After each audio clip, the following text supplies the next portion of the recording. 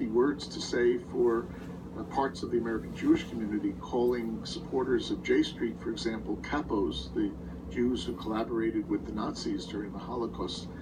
And I think Mr. Trump would be well advised to return Mr. Friedman to his role as a bankruptcy lawyer and pick somebody a little bit more moderate for a very challenging diplomatic assignment. But doesn't it mirror some of the politics that are happening in Israel on the far right that are posing a challenge to Benjamin Netanyahu, and also, the similar things we're seeing in the United States with the politics moving to the right?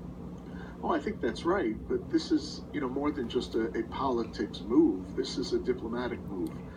Very often the United States and Israel have had a political channel to the White House, whereas the formal diplomacy was kept separate from that.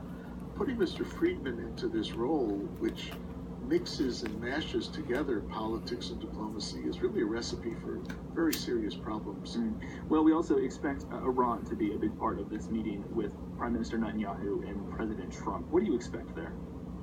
I think Iran will probably be number one on Mr. Netanyahu's agenda. You recall he fought very hard against it, pushed the Congress to try to overturn the agreement after the president and the other members of the P5+1 had negotiated it. I think Mr. Trump, although he campaigned on a promise of undoing the agreement, is probably rethinking that and probably thinking more about how do I put pressure on Iran.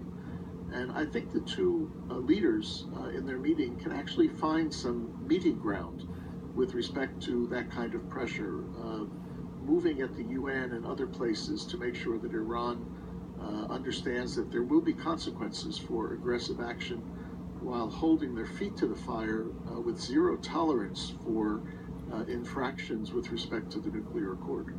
It makes you think, perhaps, that campaigning on the issue of Israel is quite different than the act of leading on the issue of Israel.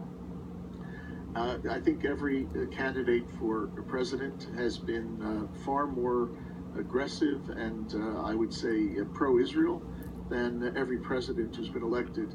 You take, for example, the question of settlements.